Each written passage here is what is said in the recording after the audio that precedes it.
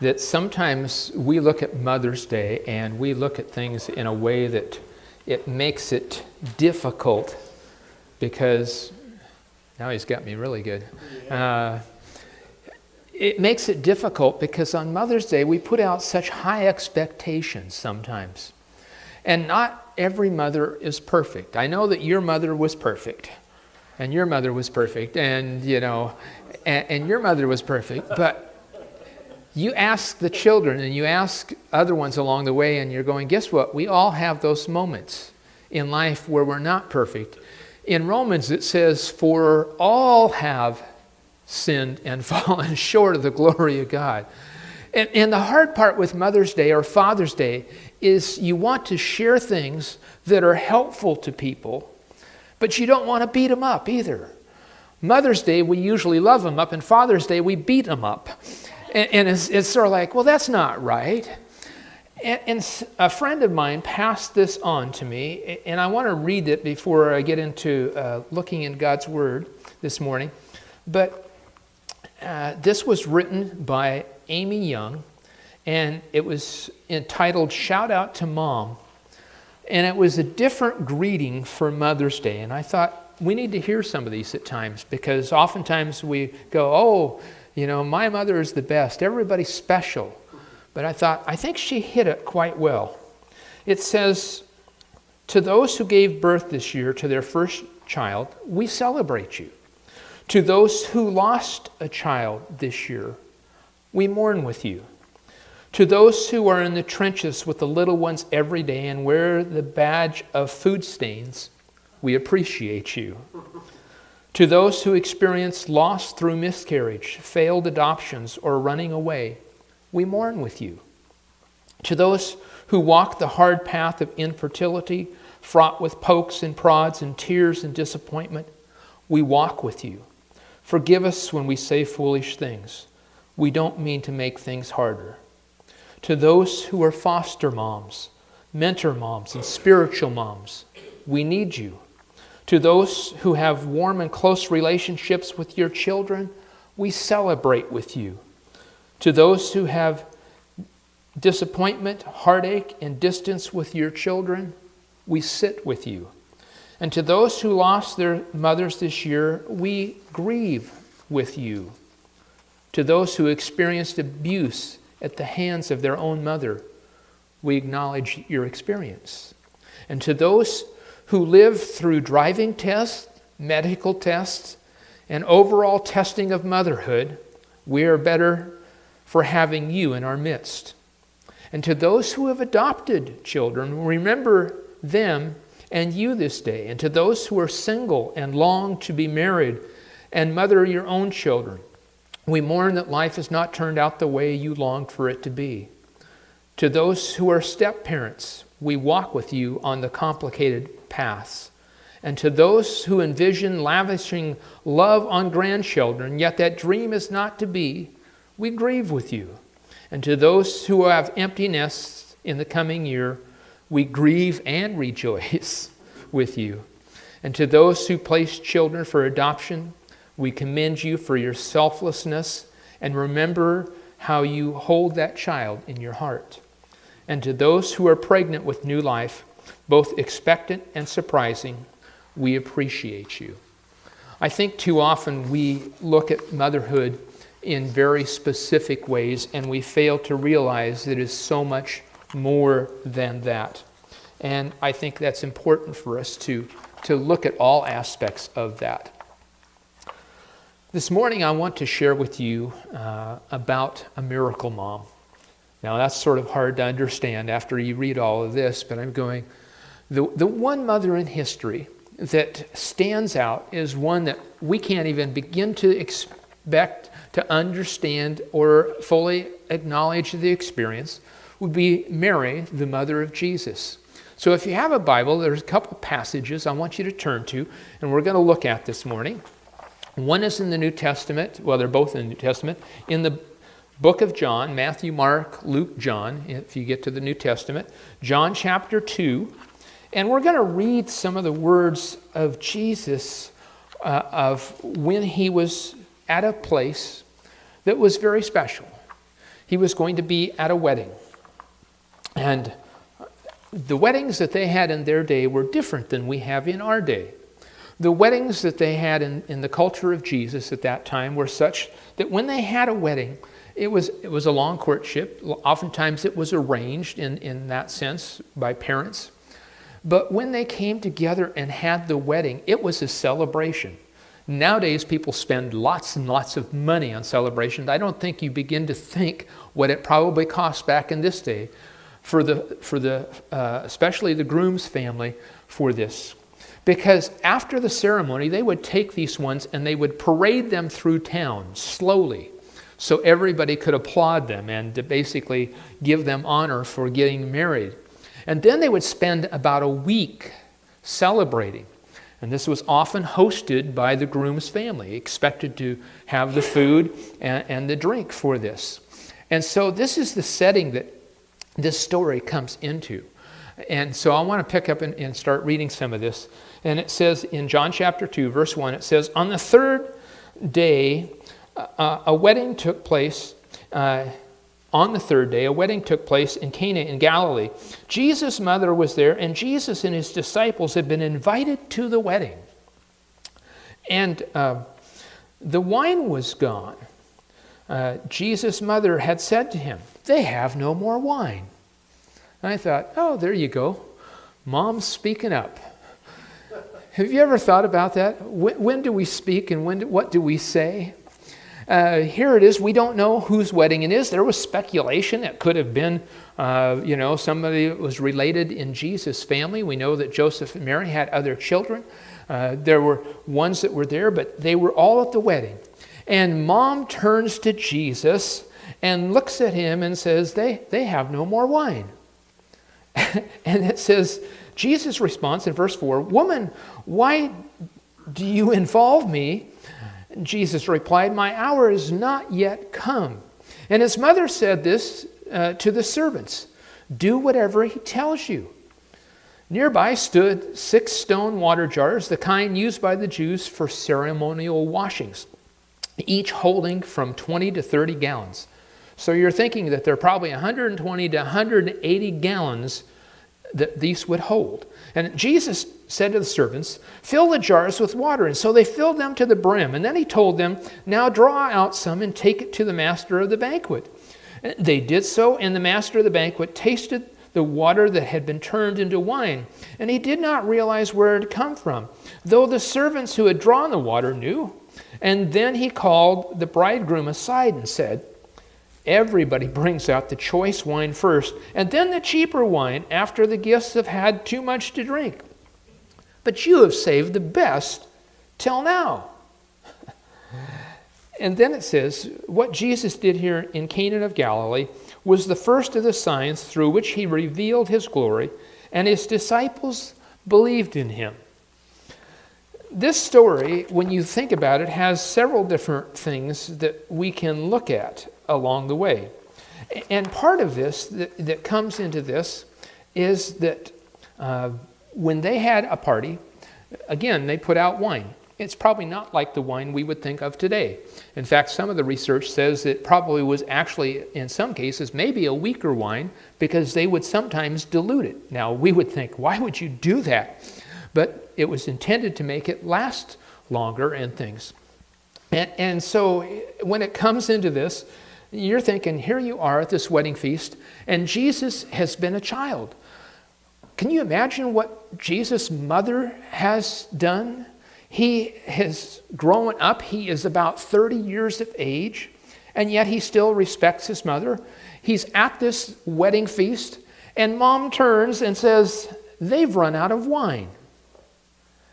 Basically, the emphasis here was sort of like, do something. And I'm thinking, okay. And Jesus replied to her, it's like, what do you want me to do now? Why now? It's not my time to step out yet and declare myself. But mothers think that their child is what? Can do anything, right? Well, Jesus could do anything. But in this particular case, he is there and he steps out and he does something that is unique. he turns, and instead of just, creating wine, he tells the servants, do this. And the mother says, just do whatever he tells you. Now, have you ever thought that Mary had to come a long ways from the little infant Jesus to the boy at 12 years old that went back to the temple and was amazing the teachers by what he did, till he walked out and started calling ones to follow him specifically. And now he is at this particular point, and his mother probably still doesn't quite fully understand who he is and all of his purpose that he has come to earth for. And yet, she turns and tells the servants, do whatever Jesus says. There's a mother who has raised a child that trusts that child and trusts that she has been used and honored by God for a purpose and that God is still in this process. And so they fill these things. How many of you have tried ever carrying 20 gallons of water? You know how much a gallon of water weighs? How much? Right around 8 pounds. 8.3. So even if you're on the light side, 8 times 20 is what? 160 pounds? That's like picking up a person besides the clay pot that it's in.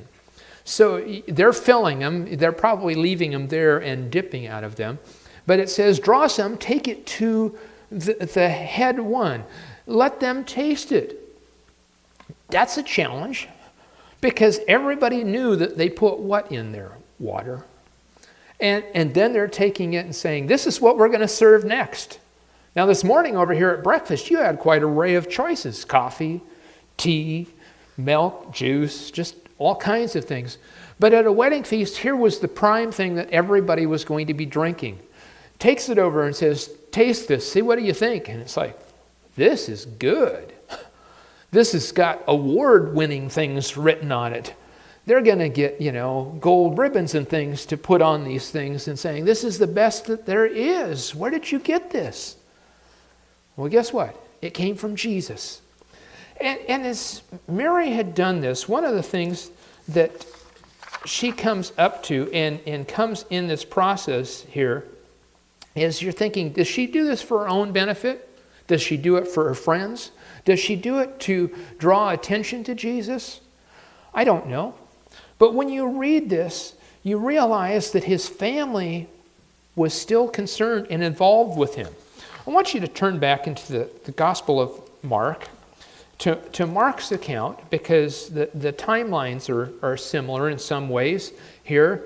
But in another account, Jesus had been choosing his followers. He had just got them together and things. And he was tired. And in Mark chapter 3, in verse 20, it says that then Jesus entered a house, and again a crowd gathered, and so that he and disciples were not even able to eat. And when his family heard about this, they went to take charge of him, for they said, he is out of his mind. Now, have you ever said something about one of your own brothers or sisters? What do you think the rest of the family's thinking when something like that is said? He's out of his mind. How would, we've got to go back and get him and take control of him is what they were doing. And then Jesus sits down with these ones and talks with them. And then in verse 31 it says, then Jesus' mother and brothers arrived, and standing outside they sent someone in to call him. And a crowd was sitting around him, and they told him, your mother and your brothers are outside looking for you. And he says, who are my mother and my brothers? He asked. And then he looked at those in a circle around him and said, here are my mother and my brothers. Whoever does God's will is my brother and sister and mother.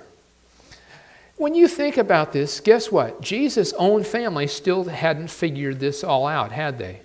They didn't know exactly where he was going. You get back into John's gospel where he was reading and things. The one thing that we do know out of this is that there was a lot of trust going on. there was a lot to be realized in this particular spot. That Jesus' mom understood that Jesus was capable of all things. Now, Jesus' mom was with fault just like everybody else. We look at this and we're going, she was human. What did she want Jesus to do? Quick, fix it. And Jesus was trying to say, it's not the time for me to be doing this yet. And yet, the words that she says in here is that she simply says, do whatever he tells you. Do whatever he tells you.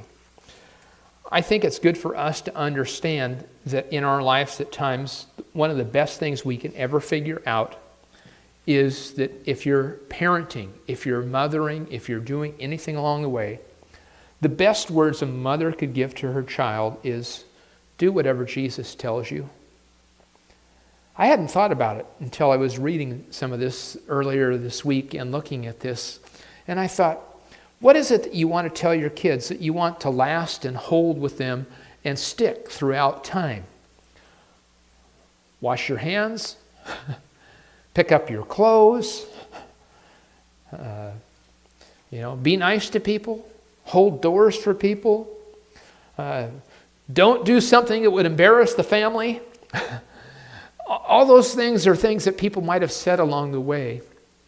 But probably the most important words, maybe that Mary said, is do whatever Jesus tells you.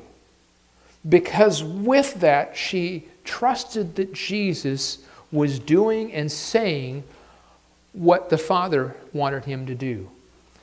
I'm not sure that you're going to say, well, the first miracle that it tells that really brought him into his ministry was this one of making 120 to 180 gallons of beverage so that people could be happy for the rest of the wedding feast.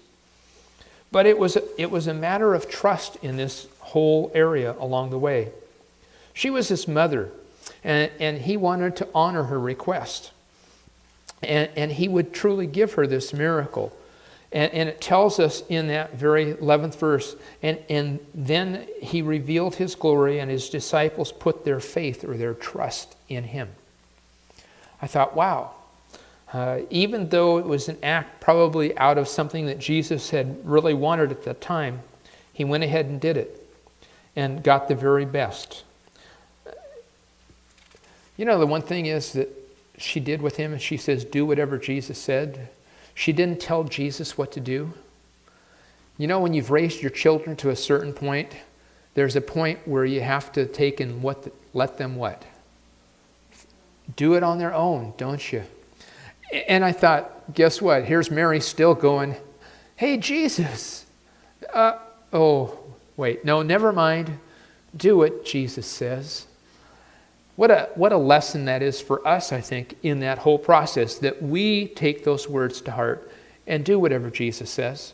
Make it special in that way. Don't try and tell Jesus how to fix your problems. Can you imagine that if Mary's out there directing? Jesus is 30 years old. This is a point where they would look at a man as truly had stepped fully into his adulthood and things at that point. And I could think, here's mom out there going, now Jesus, I think you should go out and do it this way, and do it this way, and do it this way. And oops. And I'm thinking, how many of us as parents have ever done that with our adult children?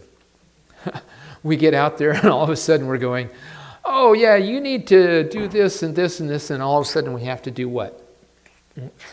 Wait a minute. It's their time. They have been raised well. They have had the input. They have had the teachings of God. Now we need to entrust it to them that they will do what Jesus says. That's awfully hard, isn't it?